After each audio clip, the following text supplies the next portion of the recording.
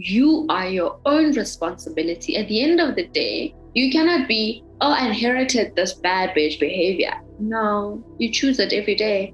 You choose to be toxic every day. You choose to be hurtful to other people and broken all the time and breaking other people all the time. You are choosing it. My name is Sabi Malebanye. I am 31 years of age. I am a continuous improvement specialist at one of the telecommunications companies in South Africa. We wanted to compress 1,000 years in one space using human age as a unit of measure. So we asked people a few questions about some consistent aspects of the life experience. What does being human mean to you? Being human to me means being able to feel. I think we go through life and you learn all sorts of things. I mean, you go to school, you're taught certain things. You live in society, you're taught many different things. But I've grown to understand that to me, being human is the spiritual part of the human being is what is important to me. And for me, that is what defines a human being, if that at all makes sense. Because there's flesh and then there's the spirit. And that is what being human to me means. What do you feel you have confident knowledge of? I feel that I have confident knowledge in who I am and who I am becoming and who I would like to become. I think people go crazy at turning 30. I went through the same process and you're like, what is this? You start questioning yourself. You're like, but who are you? What do you know? Do you really know what you know? All of these things. And you start defining yourself by your job, your circle, blah, blah. But I then, took time out and sat and understood that what I really know best and what I'm definitely confident about knowing is who I am. And why I invest all my energy and time in doing is building who I am and understanding who I am and who I am in society. If you could offer a newborn child only one piece of advice, what would it be? I would say that they must definitely find their place in the world, and whatever that means to them, whatever that is, or who that person is, they should just find their place in the world. There is space for all of us. There is space for all different kinds of people with different, backgrounds, skin color, belief systems. There is space for you. And if you know who you are and you found your place, you can literally flourish.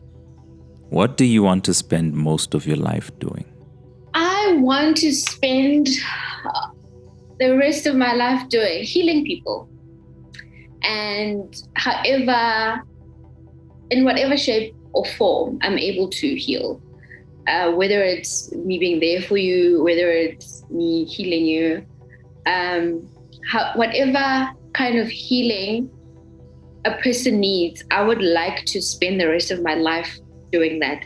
I'd like to spend the rest of my life making people feel better about themselves, healing their wounds and their traumas, and just making them better people. And anyway, helping them along. I think that is my purpose, and I'm quite excited about that, and I love that. What's the best piece of advice you've received? One of my mentors once said to me that, don't. There's what you call imposter syndrome, right? It hits you at every part of your life, spiritually, in your careers, amongst your circle of friends, just generally in society. And what she once said was, you need to start believing in yourself.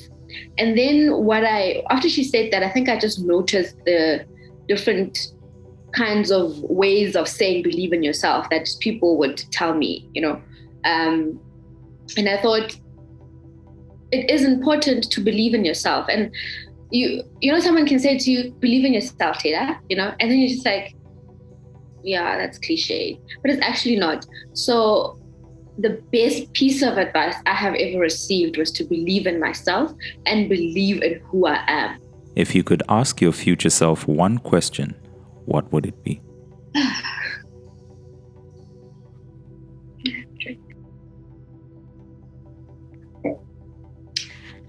I'm definitely very curious about how my life turns out.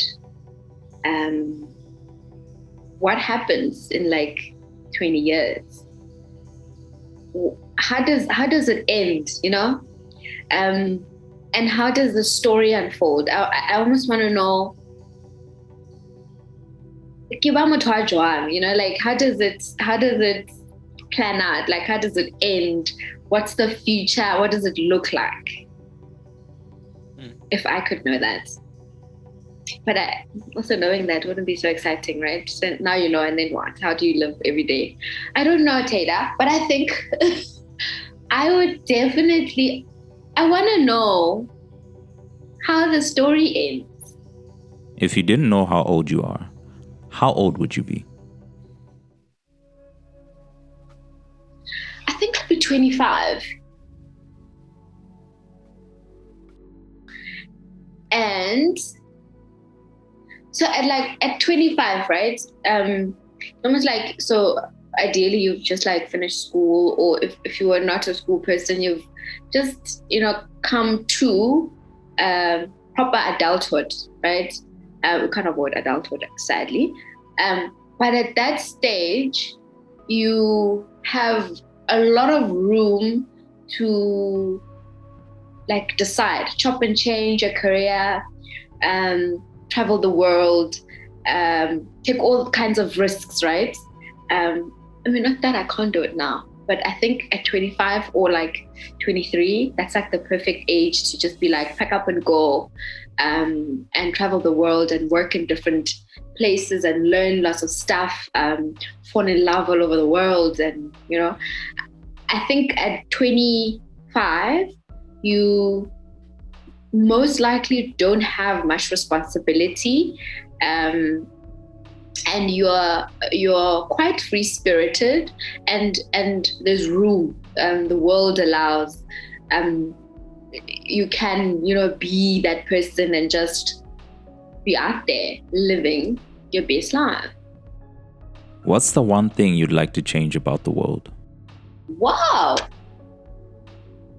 I think the one thing I really would like to change is for people to be a bit more accepting of different people. So I think corporate essay will call it diversity.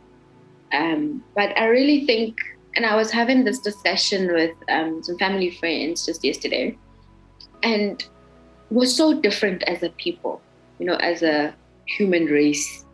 We are different, we look different, we believe in different things, our sexuality different, everything is just so different. But then there are people who just believe that they are better than the rest, and something, this one is above that one. And I think the world would be a better place, honestly, if we just accepted that sometimes you don't get it and it's none of your business. You don't need to get it, Sometimes that person looks different and that's also none of your business. We have so many stories as people. We come from such different backgrounds. There is a person, then there is everything that makes up this human being. There is history in this human being. There are traumas in this human being. There are beautiful memories in this human. You don't know what it takes for that person to be walking that journey that they're on. And if honestly and truly we would accept people who are just different to us, I think the world would be a better place, and we would not have a lot of the issues that we do have currently, and we could be exposed to learning. But I guess you need to have a learning spirit for that to manifest. What value would you like to pass on to the next generation if you have or were to have children? Be kind. I'm going to teach my children to be very kind. What's the difference between being alive and truly living? I read something recently, and they were saying that, how people say you only live once, and this little post was like, but you don't live once, you live every day. You die once, but you live every day. And I think being able to wake up and deciding that today my day is going to go like this, and I'm going to be a better person today. I'm going to be better than I was yesterday, and I'm going to be better than I was today last year. I think that is when you are truly living, when you are living for today and you're experiencing life today, and you've healed yourself so that you don't push away people that the universe sends in your life. You constantly living. Every day is an experience. Every day is an adventure. Every day is exciting. As opposed to repeating the same day every day. And I say this because I have recently learned this. I like to evaluate myself quite a lot. And sometimes just like, yeah, but like all of these days are starting to feel the same. And I don't like that, I don't want to talk about the same things every day. I don't want to have the same problems every day. Even if this one problem sticks around for like 2-3 years, I don't want to be talking about it every day. I want to be looking out for blessings everywhere, the light, everywhere, and being the light everywhere and every day.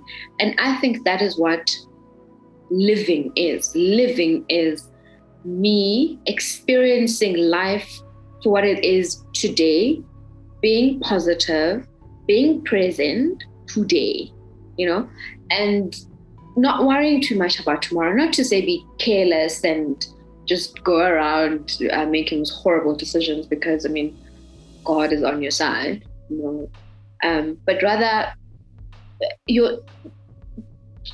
be kind to yourself, live today, enjoy today, eat your favorite meal today, be kind to your body today, be kind to your spirit today, say sorry to yourself today, live today. And that's what I think truly living is about. Share an experience you've had in your life that has taught you a lesson that you'll cherish forever. So something really big and hurtful happened to me, and I trying to find the best way not to like reveal too much. But so this thing happens, and then I have to sort of confront it, right? But also confront it from a. So this thing happens, and when it happens, I can confront it. But it's something that's completely out of my control. But there's people who have influence on the situation, and I just feel like these people are not representing me as they should be, or being in my corner as they should be, or as I expect them to be. And they're not doing it, and I'm pissed. I'm quite upset, and I'm also just like very offy. So now I'm like, in actual fact, I'm not gonna speak to this person about this thing. How dare, you know what I mean? They definitely know why I need 1, 2, 3.5, and still they won't come through for me, And then a friend of mine says to me, she's like, but how is your reaction right now different to what that person did? And how is this helping you?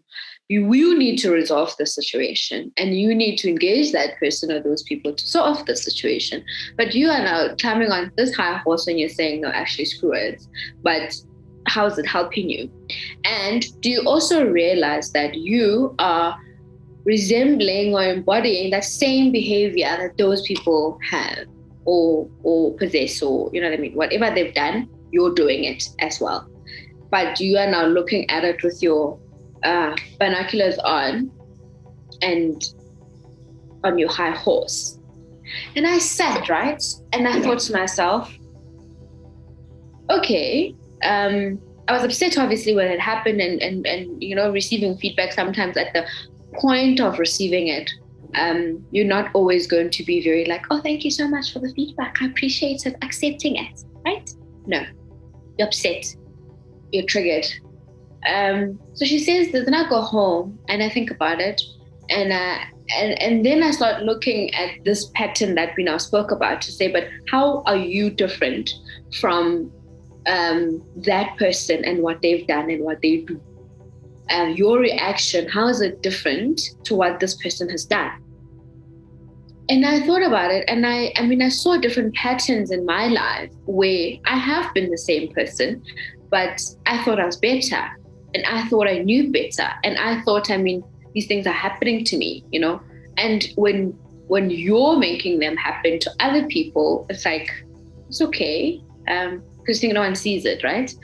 And that's the lesson I learned. The lesson I learned basically is that sometimes you need to look within yourself and see when you're projecting, and see when you're being toxic, and see that sometimes you're the problem, or you're not helping your situation at all.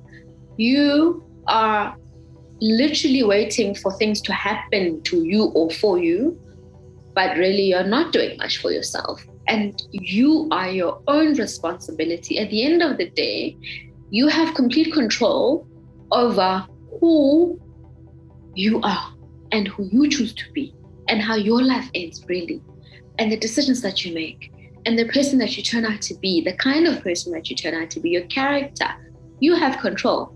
You cannot be, oh, I inherited this bad bitch behavior. No, you choose it every day. You choose to be toxic every day. You choose to be hurtful to other people and broken all the time and breaking other people all the time. You are choosing it. And I was like, okay. And I learned that quite recently as well. And I don't think I'll ever forget it. It's made me become a bit more conscious and a bit more understanding, and giving myself a bit more time before I make a comment or any judgment. Look first in your own little corner in yourself and understand you and how you what would you have done differently to what that person has done. Yeah. What do you think life will be like 1,000 years from now? 1,000 years is a long time. I think, and I'm a bit of a techie here and there. I think technology would have taken us over. I think everything is just going to be digital. I hope that the human spirit or element in all of us and those people that will be around here then doesn't leave. Technology is taking over. I think we will get to where technology wants us to go, really. But I really hope that we do not stop being African, and we do not stop being human beings, and we do not stop being spiritual, and we do not stop being alive and living every day. But I think, honestly, in 1,000 years, everything is just going to be tech and digital. And I fear, I don't know, I don't know. I hope it's not that bad. The what I've noticed also is like the 3000. They are so conscious, those people, ne? They're very conscious, but they're also just like living at large. They are who they are very early, like they don't take as long as we take or we have taken to come to realizing who we are and what our talents are. Those people are like very early getting it and doing it, and not really following typical stereotypes of you must be a lawyer and a doctor and whatever. So I hope we get a lot more of those kinds of people, but that they're a bit more grounded, and really that they understand who they are as a people, as a human race, as Africans, to those that are African, that we don't lose that, and just remain who we are, and evolve as a people as well.